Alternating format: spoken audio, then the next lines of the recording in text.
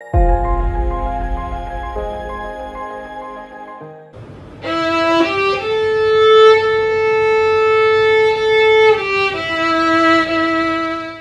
International Women's Day approaches, the Media Line welcomes Shlomi Berger, father of Agam Berger, a 20-year-old woman who is still captive by Hamas.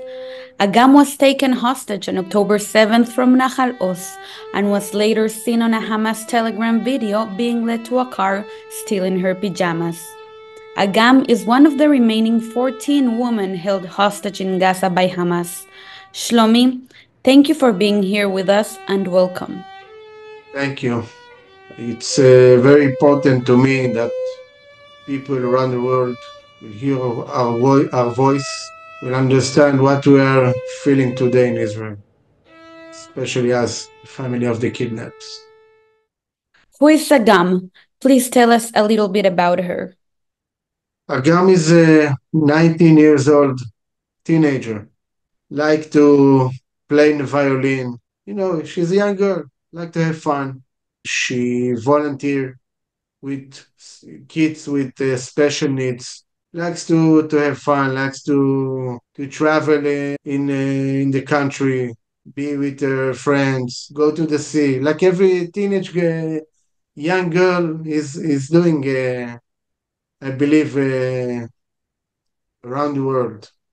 If she'll see something that she'll think that it's not okay, someone will bother someone else, she will be there for him. She will help him. This is Agam. What do you know about Agam since her kidnapping on October 7th? In October 7, we didn't know what happened, and we didn't have any sign of life from her. Only about the 8th of October, early in the morning, 5 a.m., I saw a video on the Telegram, and I saw and I recognized Agam that she's been taken by armed by a terrorist. He grabbed her and put her up on a military vehicle and took her with other girls that we see in this movie. And in this minute, I thought, oh my God, she's alive. She's alive. But she's in terrorist hand, and I'm happy because she's alive. We thought that because of the big event that happened here, maybe it will take 1 week, 2 weeks, and I will see Agam. But the day goes by and nothing happened. In 24th of November, there was the deal, and kids and women start to go out. On the 26th of November, after 3 days, um, it was my birthday. I sat with my family here in our living room. Of course, we didn't celebrate because there's no time to celebrate. And I think it was about 8 or 9 p.m., and I suddenly got a phone call. In the other side was a young girl that said, "Hello, Shlomi. My name is Agam also. I was with your daughter underground, and she wants to send you happy birthday." I was, on that minute, I was shocked, to get a phone call from a girl that just got out. And before she got inside to Israel and go to hospital to be checked, she grabbed a phone, she called me and sent me happy birthday from my daughter. On this moment, I was very, very happy because we got a sign of life. She told me that Agam was okay. She didn't talk much it was just a quick phone call, more than 3 months after it, and we don't have nothing. We hope she is okay. We hope she is alive. But we know that she is underground. I believe it's harder to be in a dark place. We heard from the woman that came back from the captivity that some of the girls had abuses by the kidnaps, and they didn't talk specially about Agam, but maybe Agam didn't share them and didn't want to tell them that something happened. And we are very, very afraid of this thing that there is sexual abuse. There are There have been beaten some of the girls. We know it.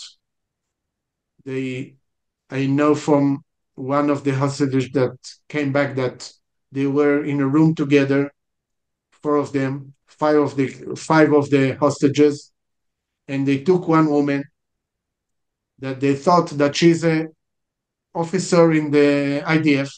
She's about 40 years old. Okay, they hang her from the seal and beat her with a stick in front of their eyes. My daughter is 19. It's a teenager. I can't imagine what crossed her mind when she saw this. It's happened just next to her. I can't. On the first day, on the 7th of October, she has been taken by with five of her friends, and another 15 friends of her was murdered.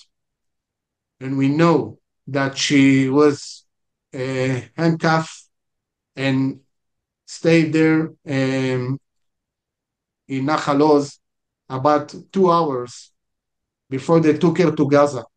And they sat near her bloody friends, the girls murdered next to them. They saw everything. Agam also a little wounded in her face. And, a young girl that's what she's seeing.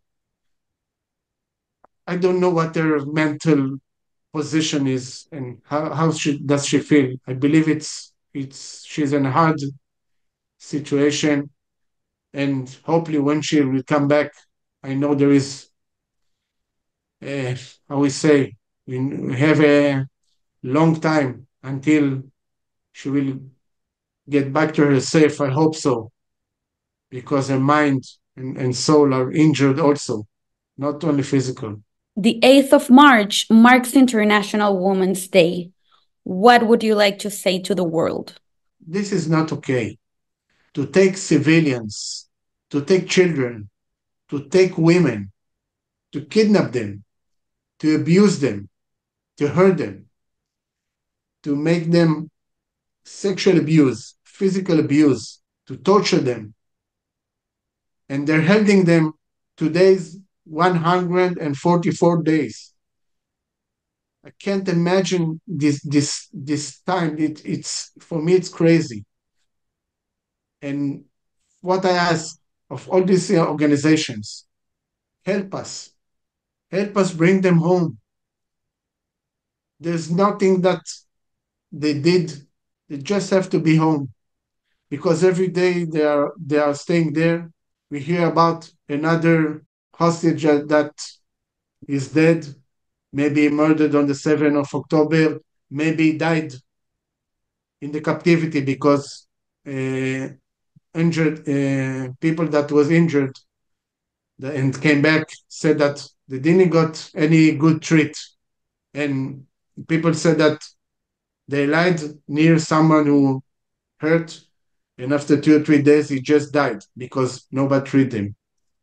So we're very afraid of this thing. All these organizations, I I ask you, please help us bring them home. Your pressure, it's important. We don't we can't talk with Hamas, they are terrorists. But these organizations have power, and they can make things to pressure some countries that can pressure Hamas to bring them home. Everybody should come home. And especially, there are two baby kids over there. There are, we know about 14, 15 women that still alive. We need to bring them home alive, because it's too late. Every day it's a hell over there. Thanks for being with us today, and we hope that Agam comes home very soon. Thank you very much. And I hope our next conversation will be with Agam soon here with us.